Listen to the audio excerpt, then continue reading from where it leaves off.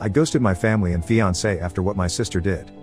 I need a little advice on the matter as I don't know what to do anymore. I was 21 when my fiance asked me to marry him. He was the absolute light of my life. We had known each other since preschool, our families are very close. He would come and have dinner with us on a daily basis and vice versa. He doesn't have any siblings, but I have 2 older sisters. Which is very important as he was also very close with them. We grew up together. When we started dating, I don't think our parents stopped celebrating for weeks. He helped me deal with a lot of my anxiety, and even when I gained a little weight and my mother berated me saying he was going to leave me, he told her off and said he loved me for who I was, not for what I looked like, even though he claimed I was the most beautiful girl in the world to him. We were only engaged for 6 months before the incident.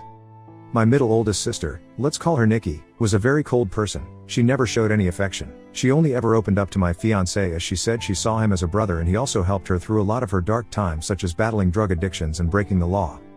She and I never saw eye to eye. I loved her dearly because she was my sister but didn't like her as a person. Out of the blue she tells me she wants to take me clubbing as we had never been together before, and she felt bad that she was so distant to me. I agreed, and that night we went out. Clubbing wasn't really my style, but once I had a few drinks, I loosened up a little and began having fun. The night was going smoothly until Nikki spotted a guy across the room whom she claimed she wanted to climb like a tree. She walked over to him and within a few minutes she was back and she had a sour expression on her face. I asked her what was up, but she never said anything. I kept pressing because I didn't want our night to be ruined. She then told me the guy didn't want her number but he wanted mine instead. I told her he was a loser and there were plenty of guys around who would kill to be with a girl like her. She didn't budge though. She told me she needed to use the restroom and then we would leave. I waited for an hour. During this time I was sipping on a lot of different cocktails. I then started feeling really dizzy and lightheaded. I figured I'd just cab it home as I was certain Nikki had left. On the way out though, I bumped into a friend of Nikki's whom she had briefly dated. He asked me if I needed a hand to my car and I explained I was getting a cab. He said he was getting ready to leave and we could share one. I told him okay and we walked out of the club together and into the first cab we saw. I tried to find my phone in my purse but I felt myself getting dizzier and dizzier. I don't remember what happened next as I blacked out, and the next morning I woke up on a hard sofa, my head pounding. When I came to, I realized I was in Nikki's friend's house and my phone was sitting on the glass table in front of me, but it was flat. When he noticed I was awake he offered some tablets and water and explained that I had passed out in the cab and he didn't remember my parents' address, so he just picked me up and took me back here where he laid me on the sofa. I told him I needed to go home as my fiancé would be worried. He called a cab and I left. When I arrived at my parents' house, my mother, father, Nikki, my fiancé and his parents were all standing in the living room. I thought they were worried about me, but the instant I opened my mouth my fiancé asked how could I do this to him? I tried to explain that my phone went flat, but he then went on screaming about how could I cheat on him. I was baffled. Why would he think that? I tried to explain the night's events but I kept getting cut off. Nikki then chimed in and said I was a lying ass and how could I be so heartless to a man who has been there for me through thick and thin. She went on to say I kept flirting with random guys all night, and then when she went to the bathroom, she saw me leave with her friend. I told her what had happened and she showed me photos on her phone where as we were leaving, his hand was on my back ushering me outside. Yes, the photo did look horrible and I was so drunk I didn't even realize his hand was on my back at all. My fiancé was so angry, he kept shouting and his mom and mine were both crying. I then asked Nikki to call her friend and he would confirm nothing happened, but when she called him, he told a completely different story. He said I begged him to take me back to his, and when he did, we slept together multiple times. I saw red and started crying and yelling at Nikki because I knew she had organized this whole thing to make me look bad. I begged my fiancé to believe me, but he just shook his head and left. When everyone had cleared out, my mother slapped me across the face and told me to get out. I left and went to a friend's house where I stayed for a few nights. During those nights I called my fiancé crying and pleading with him to believe me that nothing happened, but it all fell on deaf ears as he never returned any of my calls or texts. My mom texted me and told me she was kicking me out and that she couldn't believe I would do such a thing, and a lot of hurtful other slurs I don't think I could repeat here. She didn't even give me time to get my things as she threw everything out. I was now homeless.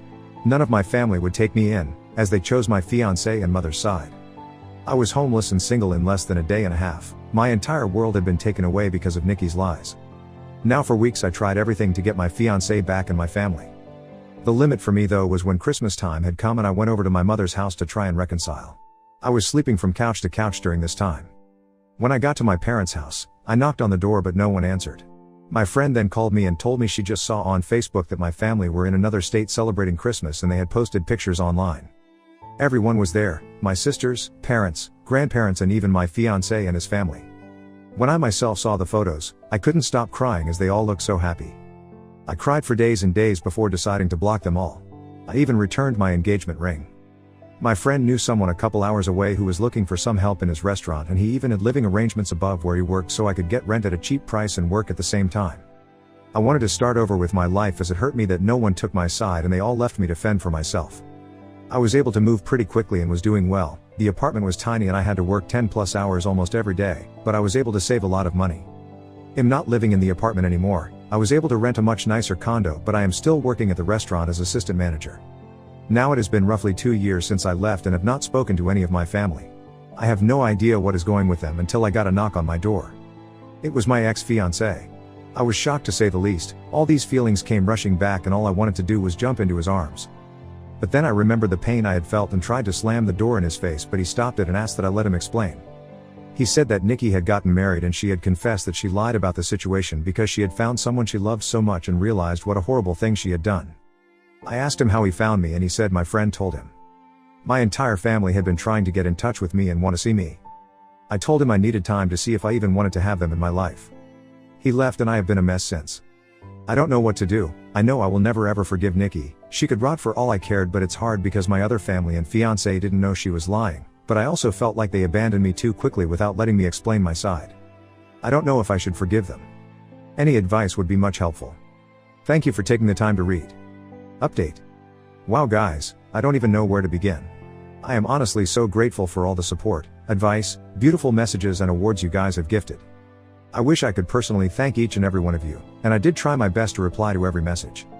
You guys are honestly so amazing and I cried reading all the comments. My heart has never been so touched with the amount of love and support I got on this post, and I am so sorry if it took too long to post an update. I was honestly in so much shock I didn't know how to cope with it. So I never got back to my ex. I didn't know what to do, but eventually he must have given my phone number to my parents as they texted asking to meet up. I never replied and was planning on organizing a Zoom meeting but didn't need to as they also showed up at my door.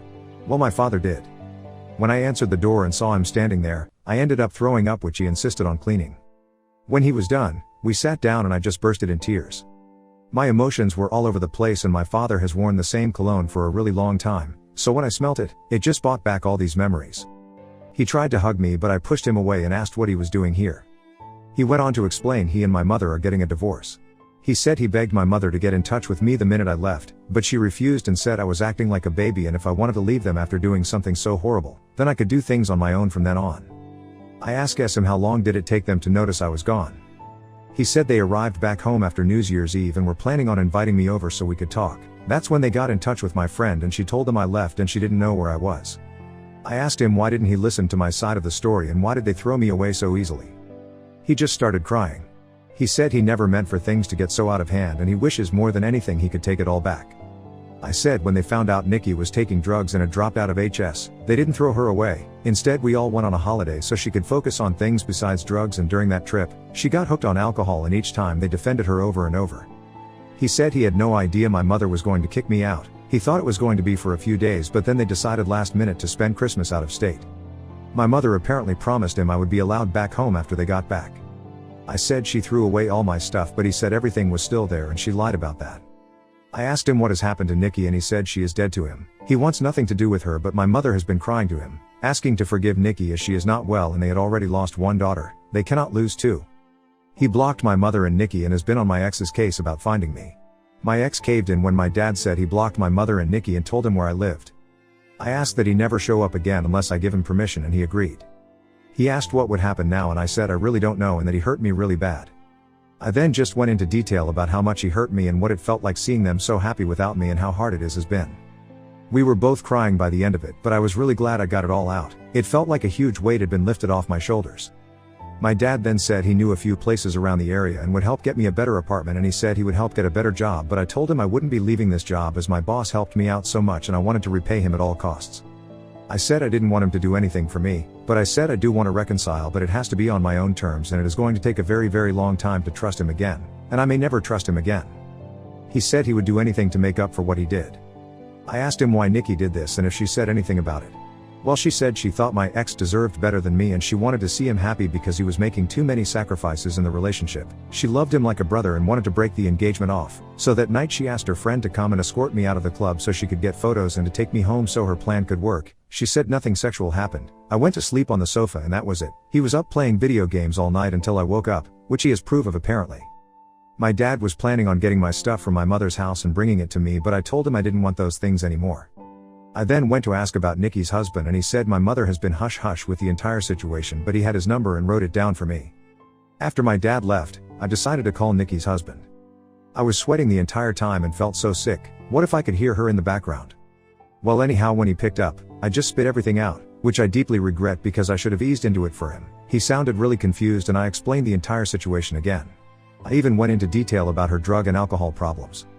I was honestly expecting him to curse me out and defend Nikki. Instead, he let out a long sigh and well, turns out, he had a feeling she wasn't exactly innocent. Turns out her and his sister have been having problems and she has been spouting non-stop lies about his sister and has caused a huge rift between them. His sister didn't even attend their wedding. I told him I was sorry, but he should make things right with his sister because Nikki was the problem, not her. We spoke a little more and he hung up. I'm not entirely sure what he is going to do with that information. I hope he cuts his loses and leaves her because he sounded like a really nice person and even he has lost his own sister because of Nikki. So I have decided to reconcile with my dad. My mother has always run the show their entire marriage, so the fact he is putting his foot down and divorcing her and going NC with Nikki shows he is serious about wanting to make amends. I don't think I will ever reconcile with my mother, as she thinks Nikki is a victim also in all this, and at this point I don't care to listen to her excuses. If she reaches out and we talk, I will update the post again. For my ex, I haven't had the time to meet with him and talk, though my dad mentioned he wanted to come with my dad, but he told him I would be too overwhelmed if both were there and seeing them separated will help make clear decisions. He also mentioned my ex was arrested for assaulting Nikki's friend who lied about the entire situation. He was being charged but the charges were dropped a few days later. I will update the post again, when I have time to speak to my ex. Thank you guys for your being so patient and so caring and just amazing.